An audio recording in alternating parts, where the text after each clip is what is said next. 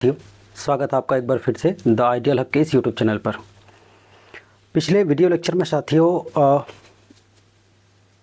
चूँकि मौसम ख़राब थी जिसकी वजह से लाइट का बहुत ज़्यादा प्रॉब्लम था, तो मैंने आधी वीडियो शूट करी और फिर बाकी के आधे लेक्चर्स पर आज चर्चा करेंगे। जैसा कि आप लोग को पता है कि पिछले वीडियो में मैंने हड़प्पा से संबंधित जो स्थल थे उनके बारे में चर्चाएं शुरू की थी। आज उनमें से कुछ जो स्थल बाकी है उन पर चर्चा करेंगे। तो चलिए शुरू करते हैं फटाफट से। अगला जो स्थल है वो क्या है? धौलावीरा। साथियों, मैं बता दूं आपको कि हम लोग पढ़ क्या रहे हैं। हम लोग पढ़ रहे हैं एंशिएंट हिस्ट्री, और इस एंशिएंट हिस्ट्री में पहला जो चैप्टर था वो था आपका हड़प्पन सिविलाइजेशन।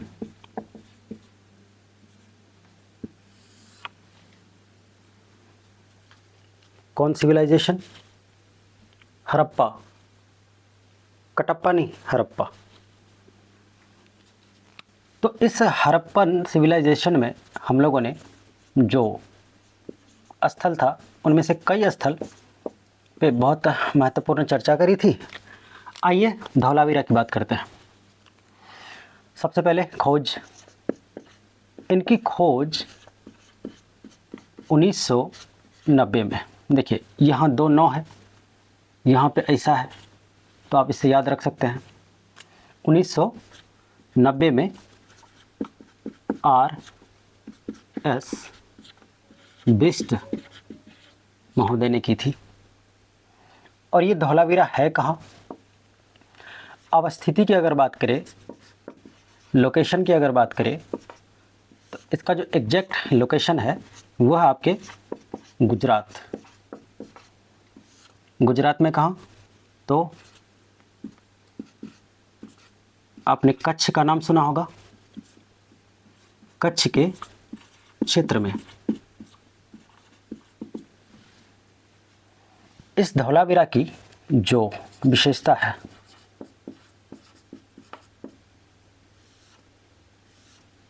साथियों, जो धौलावीरा है इसकी आखिर खासियत क्या है? धौलावीरा जिसकी खोज 1990 में की, किसने करी? R.S. बिष्ट महोदय ने। कब? 1990। अवस्थिति कहाँ है? गुजरात। गुजरात में कहाँ? कच्छ के क्षेत्र में। इसकी विशेषता यह है कि यहाँ पहली बार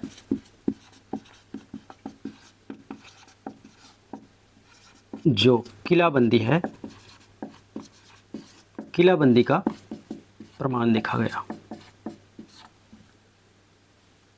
ये जो किलाबंदी है इसको अंग्रेजी में अगर देखें तो इसको बोलते हैं फोर्टिफिकेशन। क्या होता है ये किलाबंदी? जैसे ये कोई क्षेत्र है और इस क्षेत्र में मान लीजिए एक राजा है जो शासन करता है, और एक क्षेत्र ये है जो बड़ा ही शक्तिशाली है, यहाँ का जो राजा है। और ये जो राजा है ना, ये बड़ा क्रूर है, और ये राजा इस पर, इनके क्षेत्र पर बार बार हमले करता है। तो ऐसे में ये जो राजा है, इस राजा का दायित्व क्या है? राजा का असल दायित्व है कि अपने प्रजा को सुरक्षा प्रदान करना। अरे भाई, अगर प्रजा ही ना हो तो फिर राजा का क्या महत्व है? तो इस राजा का जो प्रमुख कार्य है अपने प्रजा को सुरक्षा देना, ताकि वो जीवित रह सके। और अगर प्रजा जीवित नहीं होगा तो साम्राज्य नहीं बचेगा। अब ये राजा क्या करेंगे? अपने इस साम्राज्य के चारों ओर बड़ी बड़ी दीवारें बनवाकर इसको सुरक्षा प्रदान करेंगे, ताकि जब इनका अटैक हो, इनका जब आक्रमण हो, तो इन दीवारों को तोड़ने में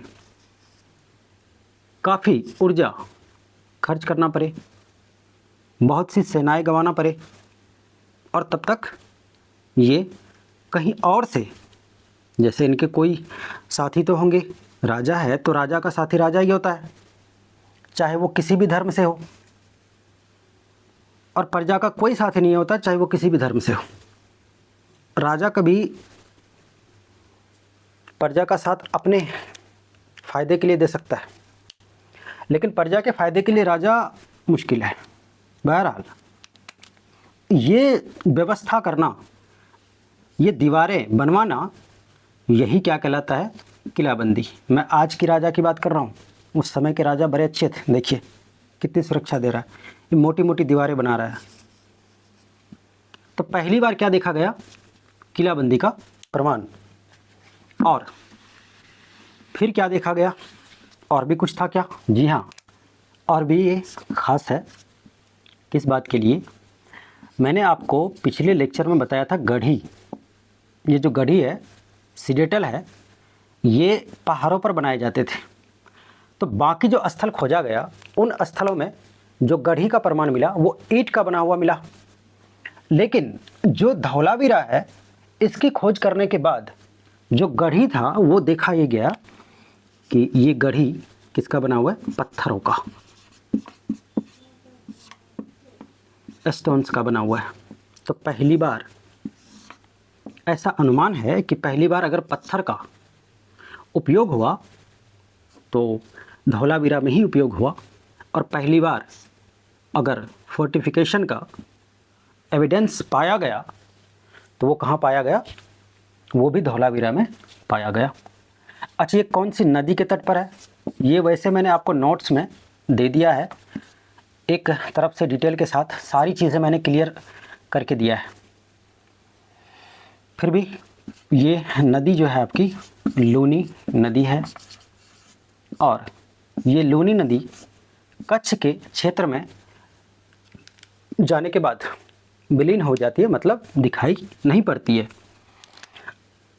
अगला स्थल की अगर बात करें तो जो अगला स्थल है साथियों, हम लोग देख सकते हैं किसको? कालीबंगन को। कालीबंगन, कालीबंगन लास्ट में नो आया तो यहाँ से आप याद रख सकते हो 1953 खोज की बात कर रहा हूँ। इसकी जो खोज है कब? 1953 में की गई थी। किसके द्वारा? तो याद रखेंगे आप, बी लाल और एक और शख्स थे जिसका नाम था B.K. थापर। इन दोनों ने मिलकर के खोजा था। किसको? कालीबंगन को। कब? 1953 में। अवस्थिति मतलब ये है कहाँ? ये है आपके राजस्थान में, और राजस्थान में भी कहाँ साथियों? तो गंगानगर ज़िला में। गंगानगर ज़िला। और क्या ख़ास बात है, विशेष क्या है इसमें? ऐसी कौन सी विशेष बात है जिनके वजह से इसको याद रखा जाए? देखिए, जो कालीबंगन है ना साथियों, काली प्लस बंगन, इन दोनों शब्दों के मेल से इसका नामकरण हुआ है। काली का मतलब आप जानते हैं, काली का मतलब काली, मतलब डार्क, वो वाली काली। और जो बंगन है, इस बंगन शब्द का जो अर्थ होता है, प्राचीन इतिहास में जो इसका अर्थ, ये देखिए तितली उड़ रही है। बंगन का अर्थ क्या होता है साथियों? चूड़ी। तो काली बंगन नाम इसलिए पड़ा चूँकि इस काली बंगन में काली चूड़ियों का जो प्रमाण है वो काफ़ी मात्रा में देखी गई। कल हम लोगों ने क्या देखा था, जो मनके थे, हम लोगों ने कल मनके की खोज करी थी, मतलब हम लोगों ने नहीं करी थी, यहाँ हम लोगों ने करी थी। इसके अलावा आज हम लोगों ने क्या देख लिया, चूड़ी, माला भी मिल चुका है, चूड़ी भी मिल चुकी है। अब तो समझिए कि आगे क्या होने वाला है। तो जो काली चूड़ी है, काली चूड़ियों की वजह से ही इस स्थल का जो नाम पड़ा वो काली बंगन नाम पड़ा। इसके बाद इसमें क्या खास बात है, तो इसमें आपको ये ध्यान रखना है कि जो जुते हुए खेत हैं, जुते हुए खेत, खेत होता ना खेत, तो हल जोतने वाला जो प्रमाण है कि ये जो खेत जुता हुआ मतलब कृषि कार्य होता था, ये बात तो कन्फर्म है। क्योंकि अगर कृषि कार्य नहीं होगा तो बिजनेस नहीं होगा, और अगर बिजनेस नहीं होगा तो नगरीकरण संभव नहीं। इसका मतलब कृषि कार्य होता था, मतलब होती थी, होता था। लेकिन उसका प्रमाण, जुते हुए खेत का जो प्रमाण है, ये चूड़ी इधर नहीं है, ये चूड़ी खेत में क्या करेगा। जो जुते हुए खेत का साक्ष्य है, इसका प्रमाण पहली बार कहाँ से मिला, तो वो मिला आपके कालीबंगन से। मुझे लगता है ये बातें आपके समझ में आ गई होंगी। ज़्यादा कुछ याद नहीं करना है, खोजा कब गया, किसने खोज करी, है कहाँ, खास बात, बस इतनी सारी बातें आपको ध्यान में रखनी है। और अगले वीडियो लेक्चर में मैं इससे संबंधित जितने सारे प्रश्न हैं आपको दिखाऊंगा कि अलग अलग एग्ज़ाम्स में कैसे कैसे प्रश्न पूछे गए हैं। आपके सामने क्वेश्चन पेपर ला के दिखाऊँगा मैं आपको, क्योंकि आप भारतीय जनता हैं, मैं भी हूँ। तो जब तक हम देख ना लें तब तक हमें यकीन ही नहीं होती है कि हम कर क्या रहे हैं, जबकि नेताओं पे हम लोग को बड़ा भरोसा हो जाता है बहुत जल्दी। हम लोग इतना मेहनत करते हैं, इसके बावजूद भी भरोसा नहीं करते लोग। बहरहाल आइए, एक स्थल जिसका नाम है बनावली या फिर बनवाली, दोनों ही नाम से आप पुकार सकते हैं, नाम ही तो है, लेकिन बनावली ध्यान रखेंगे आप। साथियों, ये जो बनावली है, ये बनावली, इसकी खोज कब की गई, तो जो बनावली है, बनावली की खोज 1973 में,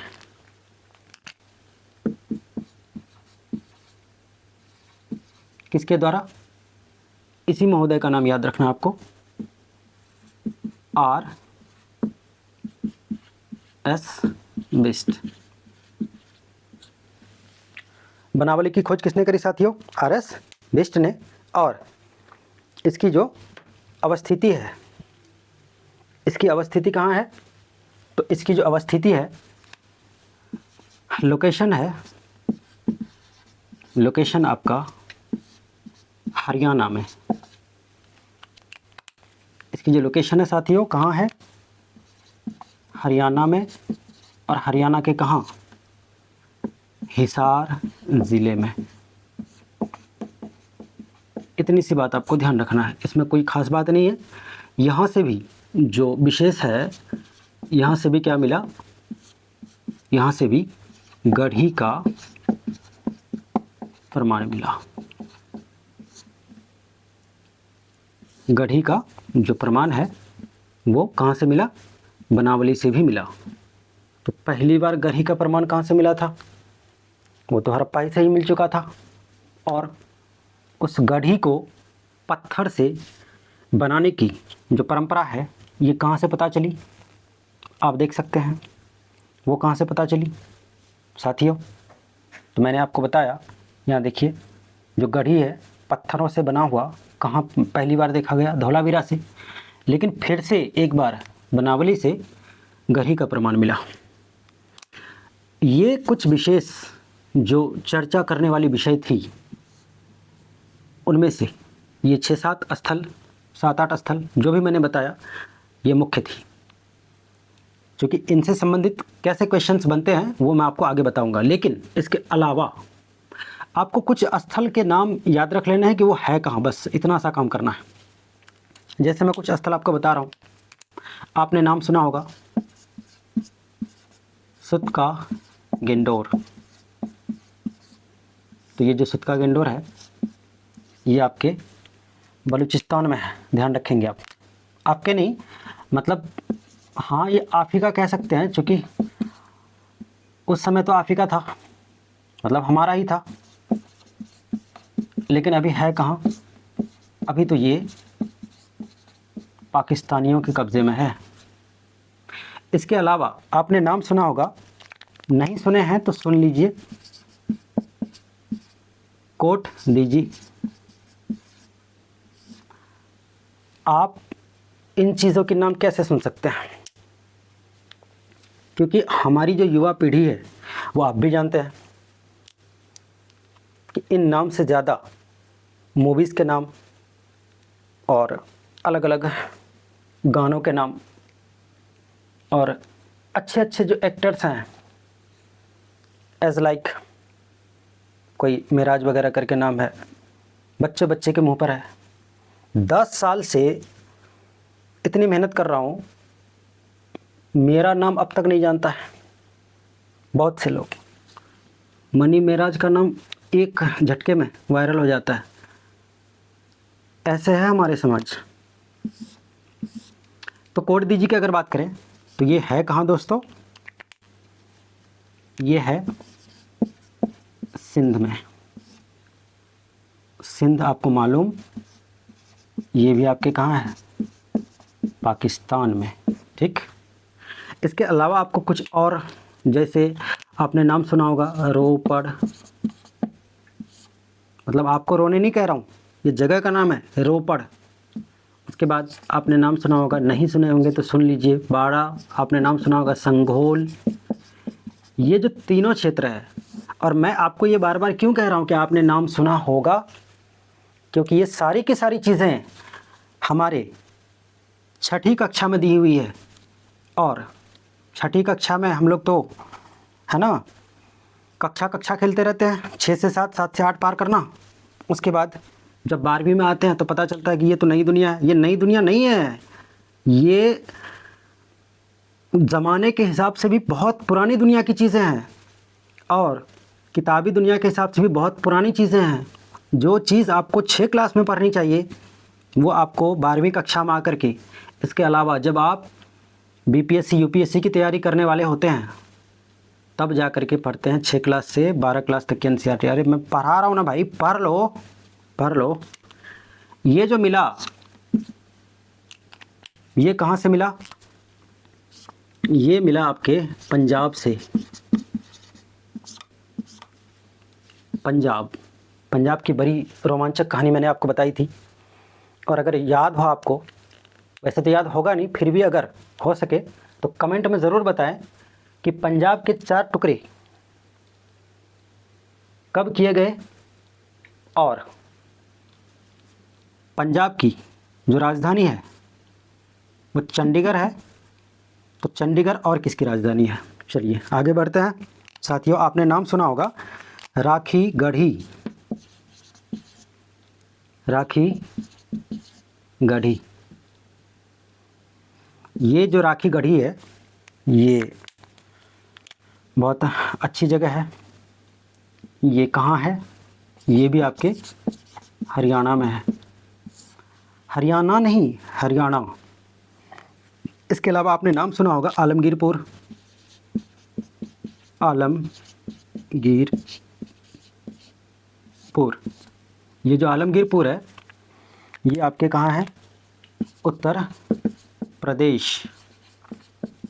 और उत्तर प्रदेश से कौन से राज्य अलग हुए हैं, आप कमेंट बॉक्स में यार आंसर दिया करें प्लीज़, ताकि उससे मुझे भी लगे कि हाँ मैं कुछ सार्थक कर रहा हूँ। अब चूँकि मैं आपके लिए डांस तो कर नहीं सकता, मुझे आती भी नहीं है, मैं तो वही करूँगा ना जो मुझे आती है। चलिए इसके बाद साथियों, इनसे संबंधित और भी कुछ स्थल है वो आपको मैं नोट्स में प्रोवाइड कर चुका हूँ, आप देख लेंगे। लेकिन मुख्य रूप से इतनी जितनी सारी बातें मैंने आपको बताई, जितने सारे स्थलों के नाम उन पूरे विस्तार के साथ मैंने बताया, इतना कर लीजिए। अगले लेक्चर में पता चल जाएगा आपको कि इतना करने से कितना क्या होगा। तो चलिए साथियों, और इसकी ना यहीं लिख दो, वहीं लिखता हूँ। इसकी तिथि के संबंध में कुछ बातें कर लेते हैं। तिथि मतलब तारीख, तारीख मतलब तारीख पे तारीख, तारीख पे तारीख, तारीख पे तारीख, और उसको अंग्रेजी में बोलते हैं डेट। अब इस हड़प्पा सभ्यता की तिथि को लेकर अलग अलग लोगों में विवाद है। विवाद का मतलब ऐसा नहीं एक दूसरे का सर फोड़ दिया वो वाला विवाद नहीं।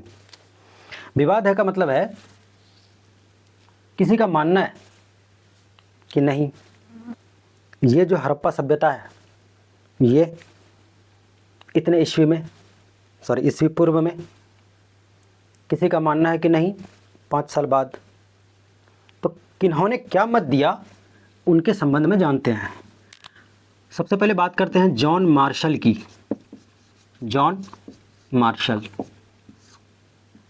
ये जो जॉन मार्शल हैं, आपको मैंने बताया था, समझाया था, और इसके पीछे बड़ी लंबी कहानी हम लोगों ने डिस्कस करी थी। और यही वो महोदय है जिनके वजह से जो हड़प्पा है और मोहनजोदड़ो है ये प्रकाश में आया। तो जॉन मार्शल का मानना है कि इसकी जो शुरुआत है ना, इसकी जो आरंभिक चरण है, इसकी आरंभिक चरण, देखिए 2 शब्द होता है, एक तो आरंभिक, एक होता है प्रारंभिक। इन दोनों में बहुत ज़्यादा डिफरेंस है। आरंभिक का मतलब होता है कि जो काम मैंने पहली बार शुरू करी, तो चूंकि पहली बार शुरू करी उसको बोलेंगे आरंभ करना। अब ये काम यहाँ तक आया, यहाँ आने के बाद मैंने स्टॉप कर दिया, फिर कुछ दिन के बाद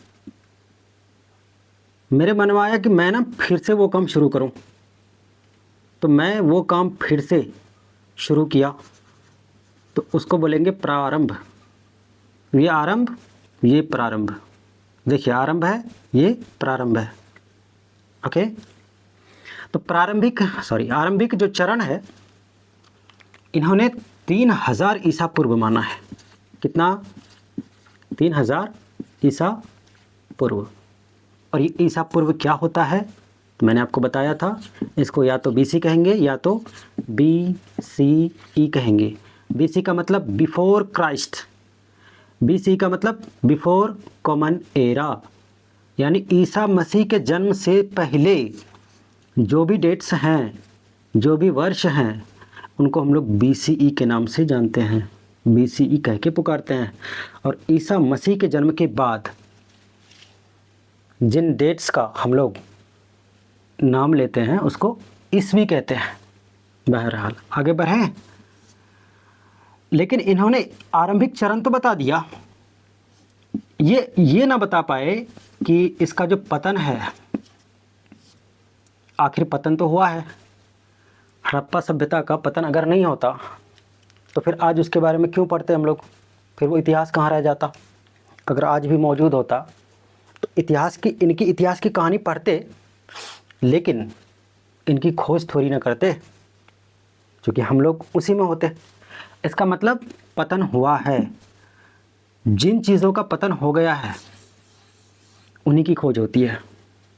जैसे समाज में अगर कोई अच्छे व्यक्ति होते हैं, जैसे अच्छे टीचर होते हैं, तो जब तक वो हैं उनकी वैल्यू तो है नहीं। जब उस समाज से मजबूरन किसी जॉब में चले जाए या फिर किसी शहर में चले जाए, तो फिर उनको सुनने को मिलता है किसी और से कि फलाने टीचर थे और बड़े शानदार टीचर थे। अरे वो तो बात की बात है भाई, वो इज़्ज़त आपने पहले दे दी होती। तो शायद आपके गांव समाज सवर जाते हैं। बहरहाल आरंभिक चरण की अगर बात करूं तो 3000 ईस्वी पूर्व बता तो दिए, लेकिन ये ना बता सके कि इनका पतन कब हुआ। ठीक है, ठीक है। चलिए, तो आरंभिक चरण 3000 ईसा पूर्व ये बताया किसने? जॉन मार्शल ने। और पतन कब? नहीं मालूम। उसके बाद दूसरा नाम आप याद रखेंगे, मार्टिमर व्हीलर का। और ये जो मार्टिमर व्हीलर थे, जो एक सेकेंड,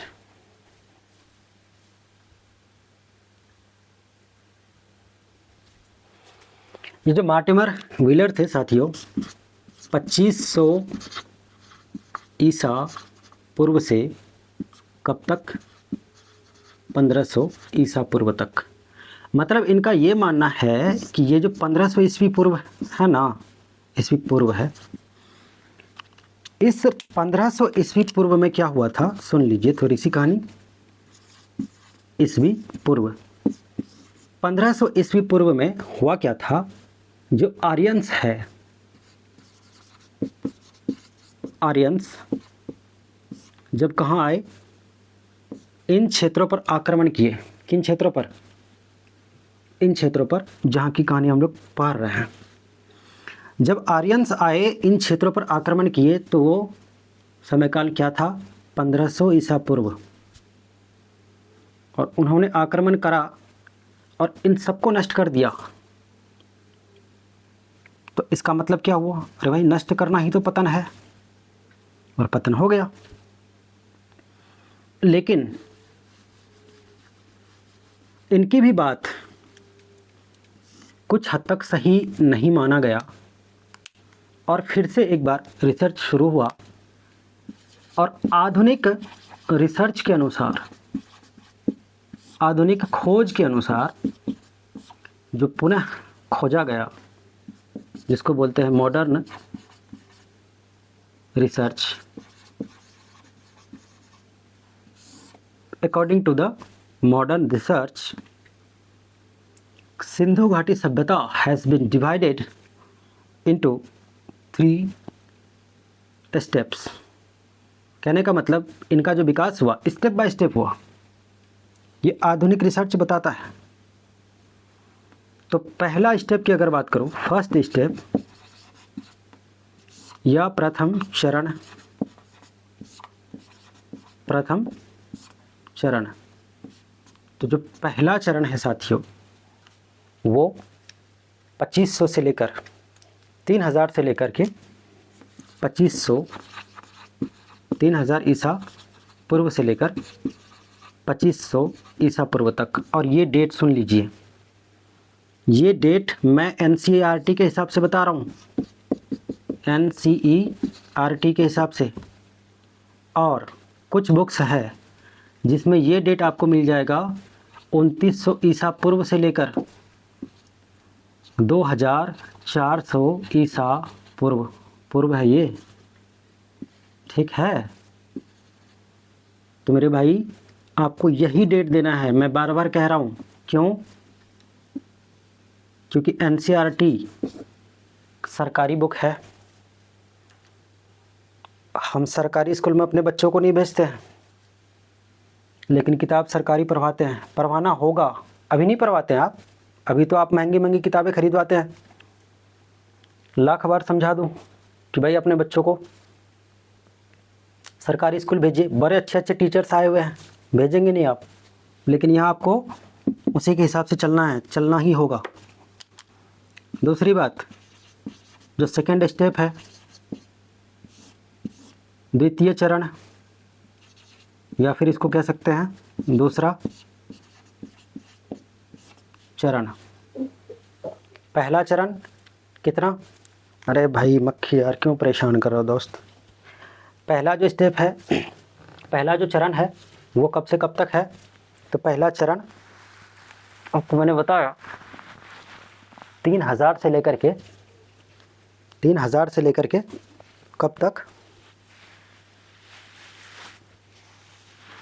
2500 ईसा पूर्व तक, और जो दूसरा है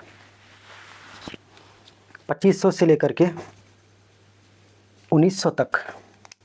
दूसरा चरण 2500 ईसा पूर्व से लेकर के 1900 ईसा पूर्व तक। मैं फिर कह रहा हूँ, मैं एनसीईआरटी की बात कर रहा हूँ। अदर बुक्स में जाएंगे तो 2400 से मिलेगा आपको 1700 तक। थर्ड स्टेप, जो तीसरा चरण है, इसका तीसरा चरण कब से कब तक है? तो मित्रों, भाइयों और बहनों, नहीं बहनों नहीं, भाइयों और भाइयों, 1900 से कब तक? 1200 तक। ये आधुनिक रिसर्च बताता है, लेकिन यहाँ पे एक सवाल है, क्वेश्चन मार्क है।